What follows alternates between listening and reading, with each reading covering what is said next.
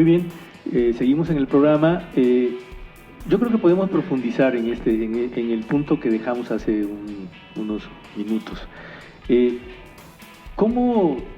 A mí hay algo que me llamó la atención porque efectivamente la decisión, tomar una decisión, elegir, ¿no? Hay una persona, el 93% de los ciudadanos y ciudadanas del país son religiosos, la mayoría católicos, ¿no? Y cuando se plantea el problema, por ejemplo, que el problema, menciono porque ha sido más publicitado, digamos, el caso del aborto y donde se han dado muchos casos, pero ustedes conocen otra serie de elementos, ¿no? Hay una contradicción también ahí personal, ¿no? Hay personas que teniendo una creencia religiosa, pues tienen que decidir una cuestión de salud. ¿Cómo tratar estos elementos de, por un lado, el respeto a derechos, ¿no? Por un lado religiosos y el respeto a los derechos también personales y del cuerpo, ¿no? O sea, ¿cómo? No es fácil, ¿no? La ley Robles, la ley que se impulsó en el Distrito Federal justamente para la interrupción legal del embarazo, tiene una figura, la objeción de conciencia. Es decir, se obliga al Estado que en todas las clínicas haya el personal capacitado para hacer una interrupción del embarazo, pero también le da protección a aquella persona, aquel profesional de la salud que no esté de acuerdo con esta práctica. Y le dice, pues tú tienes la obligación también de decir que estás en desacuerdo y entonces yo te voy a remover como institución a otro espacio, pero voy a asegurarme que ese espacio esté cubierto por una persona que no tenga esa objeción de conciencia.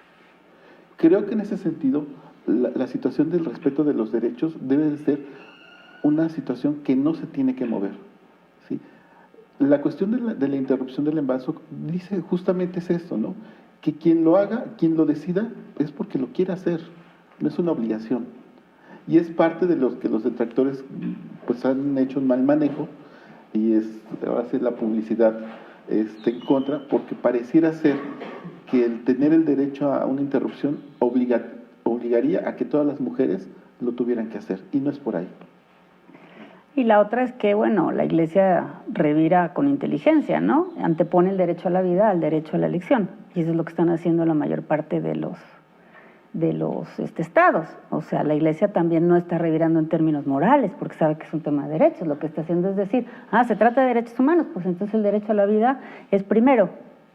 Y en cuanto tengamos un cierto número de estados, no sé en cuántos vamos, si vamos en 16, pero con que tengamos unos cuantos más que antepongan el derecho a la vida, el tema se acabó. Porque ya el derecho a elegir está supeditado al derecho que tienen las personas a la vida, ¿no? Entonces, sí es una cuestión complicada, pero aquí ¿de qué se trata? Aquí de lo que se trata es de que las personas tengan los elementos también para poder elegir. Y elige el que va a realizar la operación, elige la persona que va a hacer, ¿no? La pareja, por ejemplo, complica, ¿no? O sea, también hay leyes que ahora dicen, pero ¿y si yo como pareja sí quiero que ella tenga el bebé y ella no quiere? Yo también tengo derecho a decir, soy el padre, por ejemplo, ¿no? O sea, sí es un tema complicado.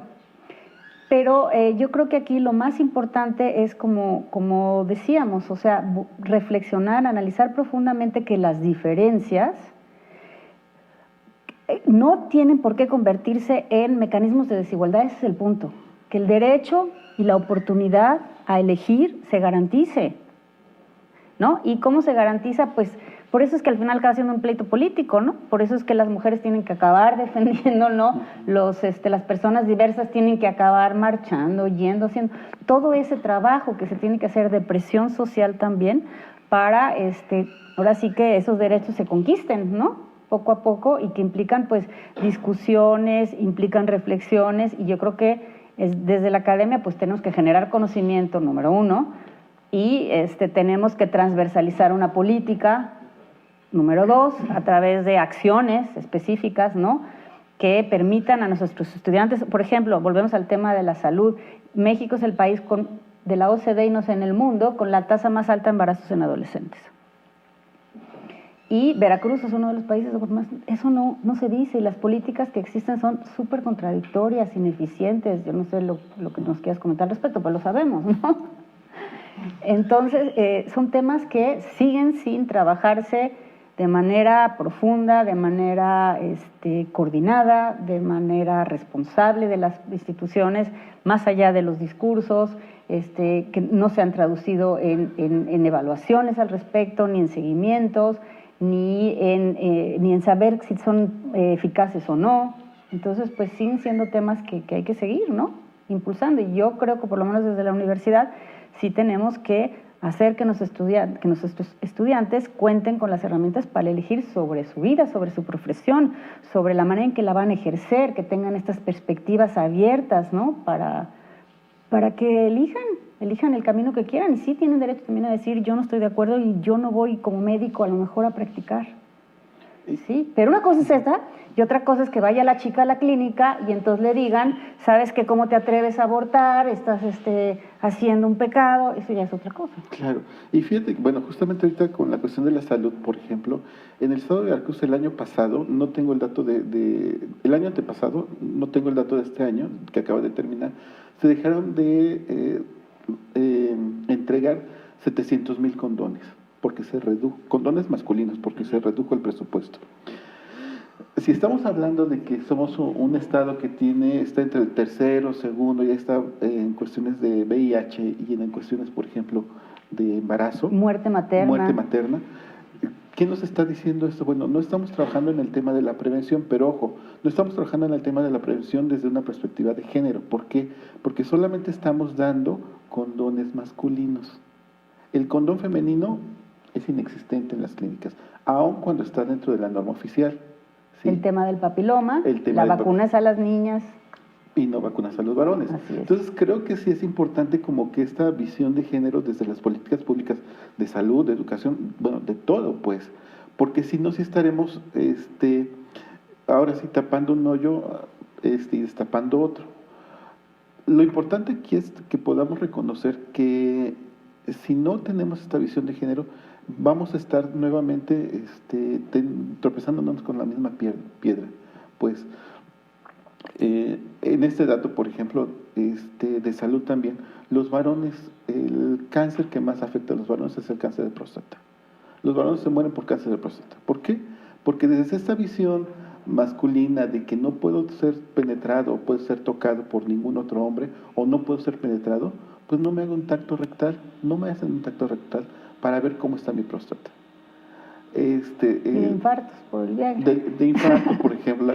Pero aquí la cuestión, por ejemplo, con el cáncer de próstata, es que sí, dicen, bueno, es que ya me sacan sangre y a partir de ahí ya defino. No, tiene que forzosamente que hacerse un tacto rectal. En algún momento de la vida lo tenemos que hacer.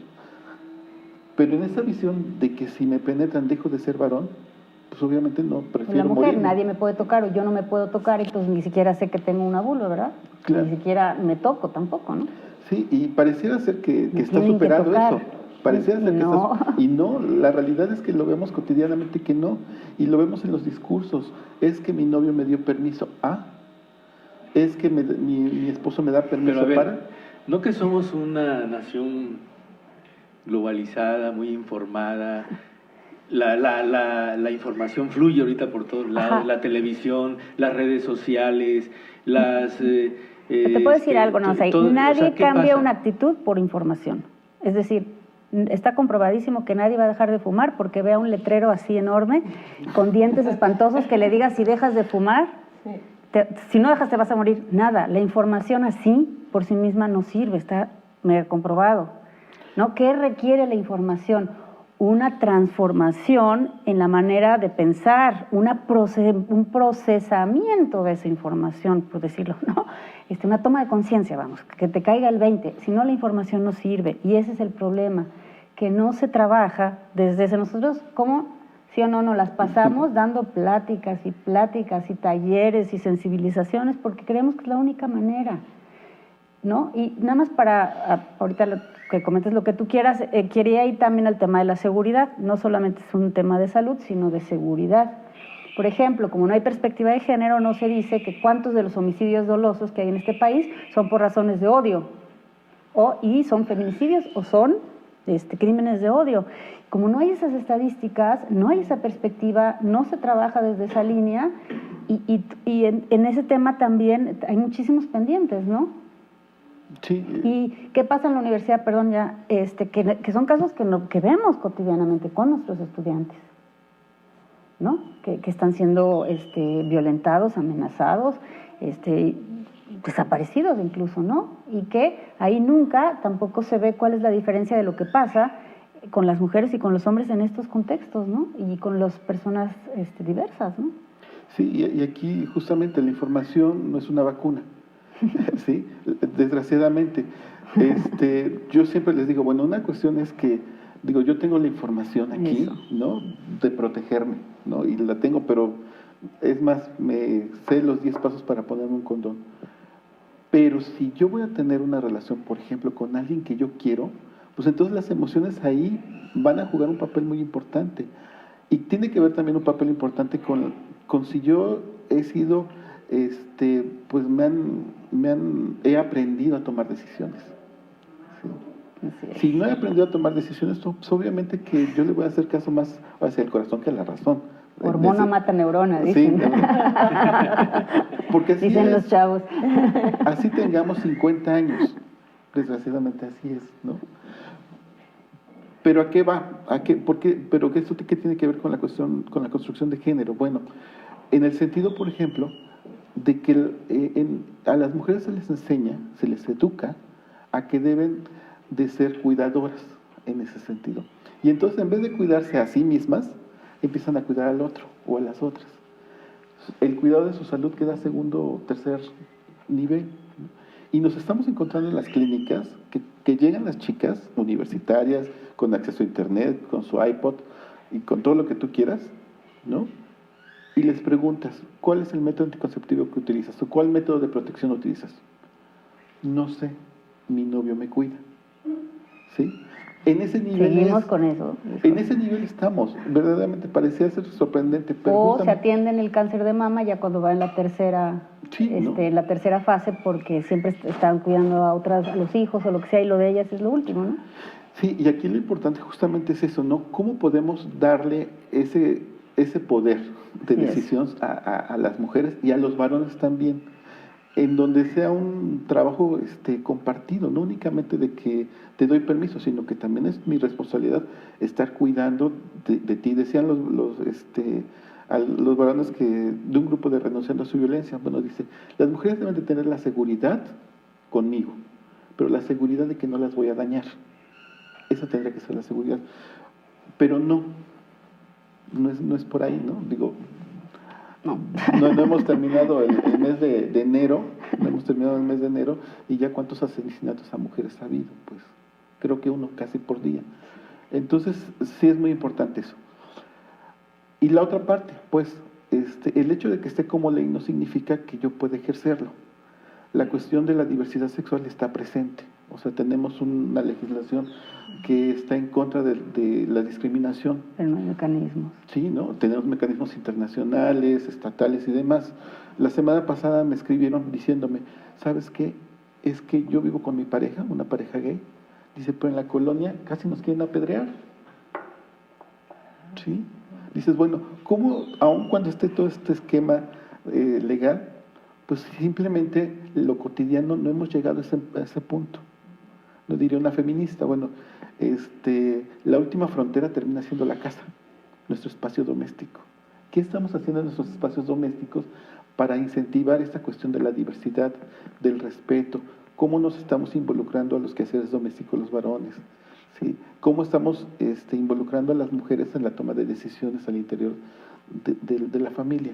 Son cositas pequeñas que pueden impactar macro, pero no lo estamos haciendo. ¿Por qué? Porque tenemos toda esta visión nuevamente pues masculina, machista, pues. Bueno, quizá en este sentido de todas estas problemáticas que estamos viendo, ¿cuáles serían las respuestas, los mecanismos, las acciones que podríamos llevar a cabo para ir cambiando estas situaciones? en el nivel de la universidad, o no sé. Me recordaste podemos ahora que verlo. hablabas de esto, por un ejemplo en la universidad. Por ejemplo, tenemos estadísticas, ¿no? Estamos viendo, y cómo influyen las cuestiones de género en estas cosas pequeñas, como dices tú. Yo he estado dando pláticas y entonces tenemos, les digo a las investigadoras y a todas las mujeres, tenemos el tema del SNI. Si te vas al SNI 1, el número de mujeres que tienen SNI 1 y hombres hay paridad. Te vas al SNI 2, pero si te vas al SNI 3, el asunto ya está totalmente desequilibrado. ¿Qué pasa? ¿Cuál creen ustedes que sea la razón por la cual las mujeres no acceden a estos niveles? Dicen, ¿por qué es imposible? Porque tengo que cuidar a mis hijos, porque tengo un chorro de otras responsabilidades y eso no lo toma en cuenta el CONACYT. Entonces les digo, ¿cómo está? Y me dicen, no, pues resulta que si tienes un hijo en el nivel 1, si estás en el SNI, tienes un hijo, te permite un año de que no produzcas, pero si tienes 2 ya no. O sea, caray, la política pública debería ser al revés, ¿no? Si tienes 2 hijos, pues otro año, ¿no? Aquí es nada más con el primero, digamos. Casi está como China, ¿no? Que solo puedes tener un hijo, ¿no? Si quieres ser investigador. Pero ¿qué pasa? Que no es una razón real, tangible, que tú puedas decir, oiga, yo no puedo acceder al nivel 3 porque me dedico a las responsabilidades del hogar. Pero sí hay una estadística, y la estadística dice que el 80% del trabajo doméstico y de servicios lo hacen las mujeres. Y eso nos pasa a las que estamos también en la universidad, por hablar no solo de las estudiantes, sino también de nuestras docentes, investigadoras, ¿no? Entonces, ¿qué tenemos que hacer ahí? Tenemos que meter a la discusión ese tipo de cosas, ¿no? A la discusión de por qué no solamente se trata de generar estadísticas, sino de reflexionar qué es lo que está pasando y a qué cosas se enfrentan las mujeres que, como decía yo, de las diferencias que se crean desigualdades. Y una de estas concretísimas es esa, mientras el trabajo doméstico lo sigan haciendo las mujeres, y mientras todo lo que tiene que ver con el cuidado a los hijos, incluso a las personas de la tercera edad, a los padres, lo sigan ejerciendo en su mayor parte las mujeres, pues esto va a perpetuarse, ¿no? Entonces, mecanismos. Yo vuelvo a decir que para nosotros fundamental es estos espacios de reflexión, estos lugares donde hablamos de estas cosas, donde discutimos sobre estas cosas, estas campañas de sensibilización que acompañamos siempre de nuevos mecanismos de difusión. Y ahora otro ejemplo que voy a poner en el tema de los estudiantes, innovar en las maneras en que con ellos trabajamos estos temas. Estamos incorporando performances, cosas artísticas, otro tipo de cosas, videos, lo que ustedes están haciendo, programas, ¿no? Que permitan a la gente ir difundiendo estos temas, ¿no? Y abrir los presupuestos, pues, con perspectiva de género, ¿no? En ese sentido, digo, cuestiones tan básicas como el alumbrado público, o sea, es una cuestión de perspectiva de género, pues. Si no hay alumbrado público, corre más riesgo una mujer de sufrir algún tipo de violencia. O sea, nada más con eso, ¿no? Bueno, eso en alguna ocasión que hicimos un acercamiento, un diagnóstico sobre la universidad, una de las cuestiones que nos pedían en una región era fundamentalmente que pudiéramos, que se viera que no había alumbrado en una de las calles cuando se terminaban las clases a las 8 de la noche, ¿no? Y que era un problema porque habían sufrido algunas estudiantes algunas agresiones en ese sentido. Entonces, son algunos detallitos, pero tiene mucho sentido, ¿no? En las colonias populares, por ejemplo, que no tienen agua, ¿quiénes son las encargadas de transportar el agua? O sea, las mujeres, ¿no? Entonces, ese tipo de cosas, por ejemplo, sí tendríamos que estar revisando cómo se está haciendo esta distribución de los recursos. Tendríamos que tener recursos con perspectiva de género, ¿no? Estar impulsando justamente que se revise, porque de otra manera no vamos a tener, no estamos diciendo en ese sentido que tengamos más recursos, sino que los reorientemos, que podamos verdaderamente utilizarlos en este enfoque. Los baños, a mí me llama la atención, por ejemplo, en un hospital, que están los baños de hombres y los baños de mujeres, ¿sí? Para estudiantes de medicina, es decir, internos y estos estudiantes, ¿cómo se llama? Y los que están haciendo especializándose, ¿no? Los residentes. baños para hombres y baños para mujeres. ¿Quién tiene baño? ¿Quién tiene regadera de esos dos baños? Nada más. El baño de varones. Pues sí.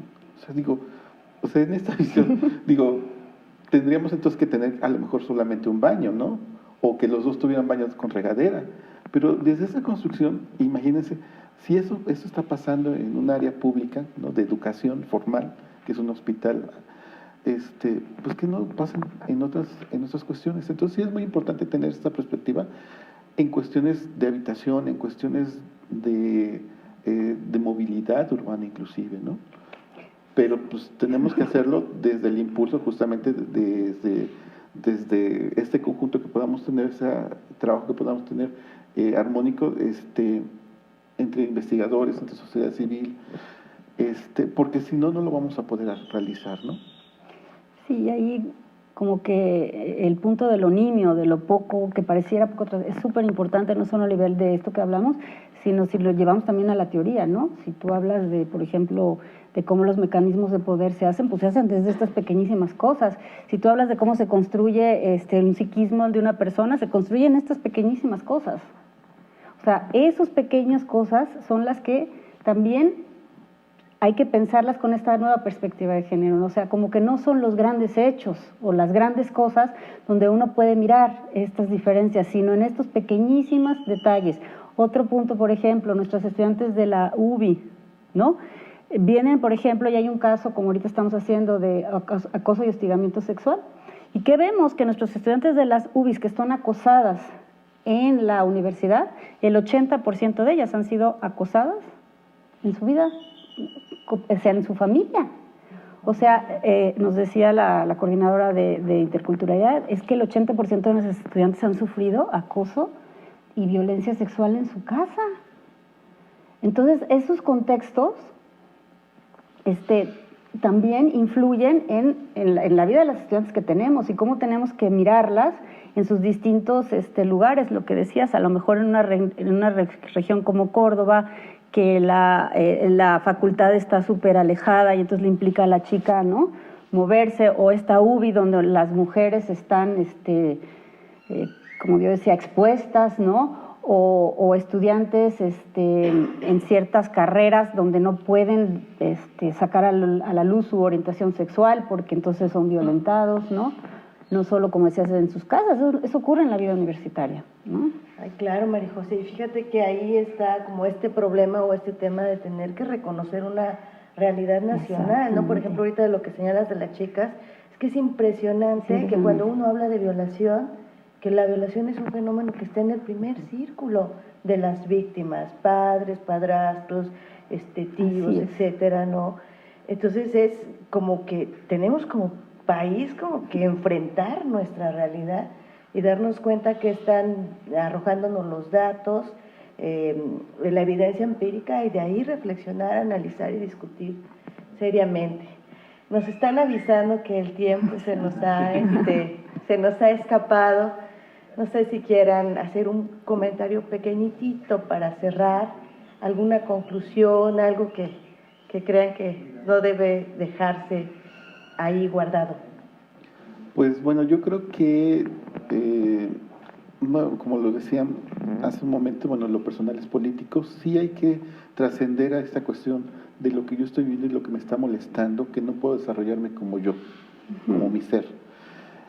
Y que tenemos que estarlo solicitando y pidiendo continuamente, ¿no? Los derechos, desgraciadamente, si no los ejercemos y si no los exigimos, se pierden.